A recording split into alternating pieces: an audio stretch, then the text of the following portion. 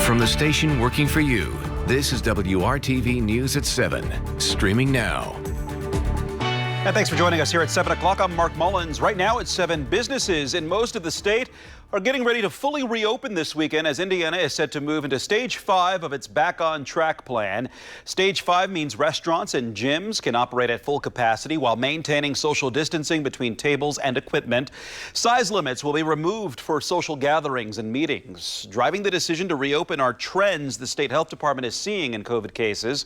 The governor says wearing masks and social distancing are helping drive numbers lower.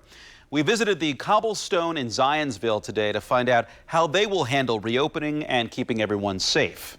It's very difficult at 50%. At full capacity, it's nearly impossible. We'll certainly are going to try our very best to accommodate our guests who want to be socially distanced. We will do everything within our power, but it's going to be difficult to try and accommodate that for everyone.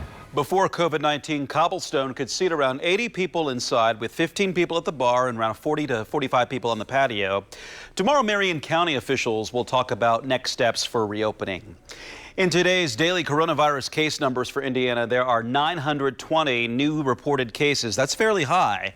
More than 114,000 Hoosiers have tested positive for the virus so far. The state health department also reports 17 more deaths. 3,322 Hoosiers have now died with COVID-19. The U.S. Department of Health and Human Services is sending 150 million rapid COVID-19 tests to nursing homes and schools across the country. In the race for a vaccine, President Trump is threatening to overrule FDA scientists if the agency introduces stricter guidelines for authorizing emergency coronavirus vaccinations. According to the Washington Post, those new rules will require monitoring trial volunteers for 2 months after their dosage, possibly delaying a vaccine release until after the election. The FDA's commissioner says science, not politics, will factor into their decisions about a vaccine. A daycare on the east side is trying to spread the message of hope as families weather the pandemic and continue to battle violence in their communities. WRTV's Stephanie Wade speaks with one owner of this business about how they've been able to survive the pandemic and what the owner wants to see from her community. A lot of parents were very worried about bringing their children back, so we had to put a lot of different systems in place, different processes. It was difficult keeping the doors open at Angels of Hope Child Care Ministry on the east side at the beginning of the pandemic. Making sure that we have open line of communications with all parents and staff, and making sure that we are accommodating just not the children needs, but the parents' needs. Making families feel comfortable and safe bringing their kids there. Though attendance is down right now at about half capacity, Director Kiana Williams knows this service is critical to her community. It was really important for me to open on this side of town because I wanted to bring a positive impact to the neighborhood. I know that there was a shortage of quality child care, and that's something that we do bring to the community. As the city and nation fight against racial injustices and lead important discussions on race right now, Williams wanted to make a statement of her own and do something to bring her community together as well. I decided for us to get the message out. We're right off the highway to let everyone know that Black lives do matter, but we need to also make sure that we're taking in consideration and making sure that Black lives matter to ourselves as well. Having a local artist paint Black Lives Matter outside her center to bring together a community in a time of division and divisiveness and put the emphasis back on raising your neighbors and raising your children up. I remember my grandmother used to say, it takes a village to raise your child. And I totally understand that now, but we have moved away from that. And I think we should get back to that. Stephanie Wade, WRTV. This daycare is located at 2120 North Emerson Avenue in Indianapolis. They are currently enrolling kids ages 1 to 13 years old. Plus, they have availability for e-learning students as well.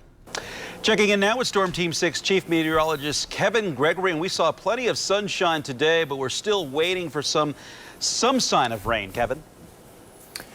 Yeah, if you put a check mark on the calendar for each day that we're dry, that'd be like 36, 37 days where we've had just 0.04 of an inch of rain. So another day in the books that's dry, and it's comfortable right now. 74 in Indy, should be a nice sunset, nice evening. Of course, the sun's setting now before this show ends, or just about when it ends. Lafayette's at 78, 5 degrees cooler. In Bloomington, more cloud cover. Temperature trend down into the low 60s by the time we get to midnight. As you look at tomorrow, 71 by 11 a.m., the temperatures tomorrow reach 80 degrees for the high. That's foreshadowing, and the base temperature from which will warm up as we go to the weekend. Just want to show you the temperature trend. You can see across the board, next 3 days, temperatures above average. But look what happens as we get to Monday and Tuesday. Much colder temperatures, so way up here, and then we slide all the way down. We'll talk about our rain opportunities coming up in just a little bit. Just a few minutes away, Kevin. Thank you. Tracking student attendance during remote learning, well, that can be challenging. Absenteeism was even a problem before the pandemic. But as WRTV's Troy Washington shows us, attendance still matters. She spoke with a Northside school pivoting in a unique way to keep families on track during the pandemic. Even though students are logging on instead of walking into a classroom these days, attendance laws and requirements still apply. Leading a virtual school is a whole different ballgame, right? As a charter school, families are selecting our school, right? So we know that they place a heavy focus on the education and the supports that we provide here at ACE Prep. Anna Schultz has switched some things around since welcoming her scholars to ACE Preparatory Academy Charter School on Hillside Avenue on August 6th. Really allowed us to think about what sort of wraparound care do scholars need and do families need. And we talk all the time about giving families grace, right? So they're doing more than the best they know how. That means giving grace, but making sure students show up to learn. Here's how it's done. Teachers start the day with a Zoom check-in. If we did not see a scholar present on Zoom, or if the classroom teacher has not been made aware that that scholar would not be attending today, the teachers are reaching out to families a lot of times in that moment, or as soon as the Zoom call is done, just checking up on families. If that doesn't work, they've dedicated a whole team to figure out how to help. Ma'am, that we have a repurposed staff that typically work with scholars within the building but are not classroom teachers. So these would be instructional assistants or some of our cultural behavior specialists, and they are now family liaisons. And so they serve as kind of a second line of attack, so to speak, when it comes to providing supports to families for attendance. Schultz has worked in education for more than 2 decades. She was once named Indiana Teacher of the Year, but this year has even thrown her for a loop. Being a parent and working and a teacher all at the same time is incredibly difficult and incredibly challenging. But she says her team will do what it takes to keep families on track. And even if students do miss their virtual sessions, they are required to complete coursework in order to pass. Working for you, Troy Washington, WRTV. And teachers at ACE Preparatory Academy tell WRTV that challenges like a change in phone number can cause a disconnect. And in some cases, dozens of students dropped out of touch with schools completely. But overall, those teachers say once contact is made with the family, the attendance issue is usually resolved.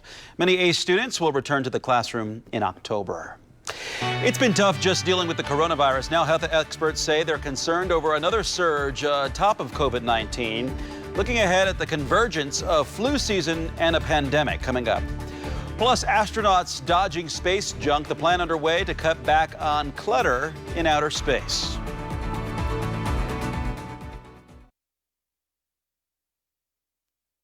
Right now on WRTV, we are exploring the idea of 2 viruses surging at once, something that's been nicknamed a possible twindemic. Health experts are worried about the flu and COVID-19 converging this fall. Lindsay Theis at our news partner Newsy explains what challenges could lie ahead. We've started fall and flu season is creeping in. Symptoms for COVID-19 and the flu are almost identical, like body and muscle aches. One major difference, COVID patients often lose smell or taste. The same people are at high risk for both. The elderly, those with secondary medical conditions such as cardiovascular disease, high BMI, etc. Virologist Andrew Prakash warns that patients with the flu may think they are infected with COVID-19 and search out tests for the coronavirus but not the flu, or vice versa. There may be an option for one test that combines results. Those tests are, well, number one, they're a bit more expensive, and number two, they're not widely available yet. Medical institutions and some companies are trying to pair flu and COVID-19 testing so that a lab can test one sample at the same time. But there is concern that testing access issues will make diagnosing either virus more challenging. The flu season is wrapping up in the southern hemisphere, and cases were down this year. But doctors say that isn't a fail-safe for what we can expect here in the U.S. That doesn't diminish the need to go and get an influenza vaccination to try to limit influenza disease here in the northern hemisphere. There is some potential that we won't see a terrible flu season, perhaps because people are practicing more social distancing and mask wearing. So far, scientists have not seen a large number of co-infections when someone gets the flu and COVID-19 at the same time. There is some data that we're concerned about co-infections, one virus causing an environment within your lungs that makes the other virus easier to infect. But again, much of that is speculation right now. For now, experts are pushing flu shots, which about half the population gets each year. The American Medical Association has recommended getting a shot before Halloween. Lindsay Thies, Newsy, Denver. Dry conditions is an understatement. We'll talk about the all-time record we're closing in on and look at rain opportunities coming up.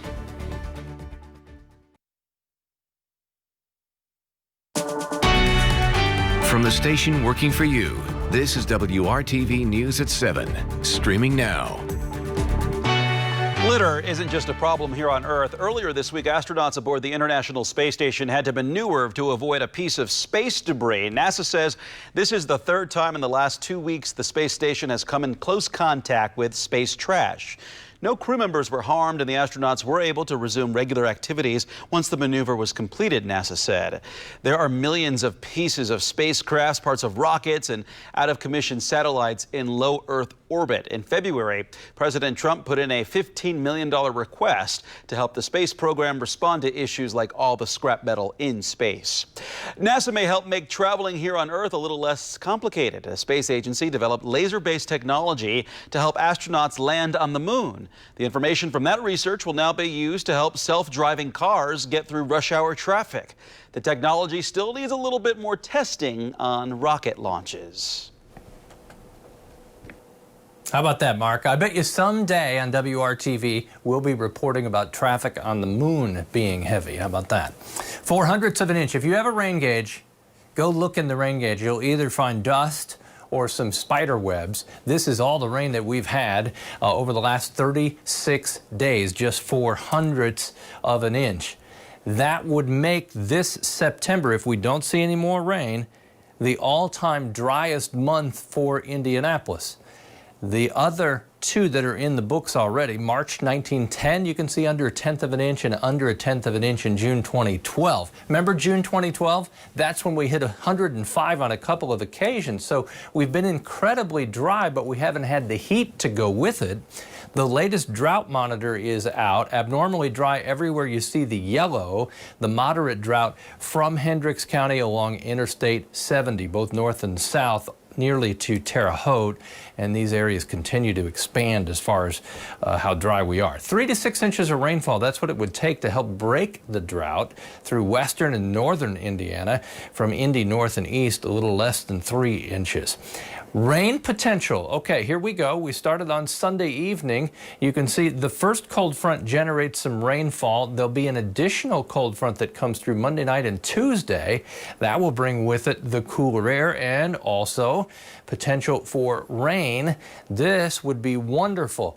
I don't want to get your hopes up too high because sometimes this dry air feeds on itself and kind of eats away excuse me, at the moisture that's arriving, keeping overall rain chances down.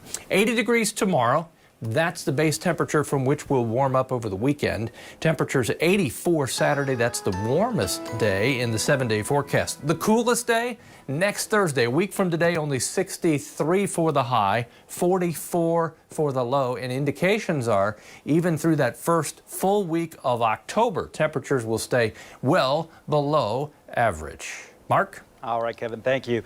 NASCAR's playoffs continue this weekend. A pair of young drivers with championship hopes are from the Hoosier State, and both could be on their way to big-time success. Brad Brown has a closer look in WRTV's Sports Extra Spotlight. They are often called the next generation of stock car racing's stars, but for the dozen drivers in NASCAR's Xfinity Series playoffs, it feels like their time is now. And among them are a pair of Hoosiers. Chase Briscoe from Mitchell, Indiana, and Winamac's Justin Haley. Both already have big wins this season and their eyes on a bigger prize. You can't let the championship define you and define your season.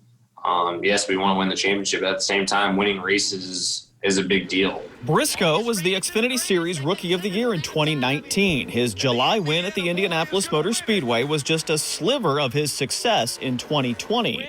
The races that we've won have been racetracks that I feel like are kind of driver racetracks between Darlington, Bristol, Homestead, places like that. And I think I feel like I've proven my worth in the sport. Last weekend, he won again at Bristol, giving him 7 Xfinity race wins on the year, best in the series. Briscoe shares the points lead with Austin Cindric as the playoffs begin. I feel confident that we can make it to the Final Four, but I don't know if there's really one guy that sticks out over any others. I feel like anybody on any given day can be the guy to beat. Haley has had just 2 wins this year, but they came at NASCAR's 2 biggest tracks, Daytona and Talladega. Justin Haley went to the bottom, and Justin Haley is going to win. Haley had his NASCAR breakthrough last July with a stunning Cup Series victory at Daytona. I don't know. There's been no magical piece, right? We didn't just sit around a boardroom. We're like, man, this is going to get us from 10th to 1st. It's just been every little thing, every little detail each and every week. Briscoe is 25 years old. Haley just 21. Both seem to be in line for a full-time move to NASCAR's top ranks soon. Every step is so big that it takes a while. So I don't think you'll ever be ready, but I'm pretty happy with my progress for being a young driver and not having a lot of experience. I can't say I wouldn't change much. Last year, I'd only won 1 race, so I'm not that pretty girl at the dance that everybody wants. I'm now that I've won 7 races, I'm a lot more wanted in the sport. So it's totally different. There are 7 races left on the NASCAR Xfinity Series schedule. It starts this weekend in Las Vegas. They'll cut the playoff field to 8 drivers after Charlotte, and then the 4 that make it to the end will race for the title in Phoenix. It's a solid chance that one or both of these Indiana guys are in contention that final weekend. Brad Brown, WRTV Sports.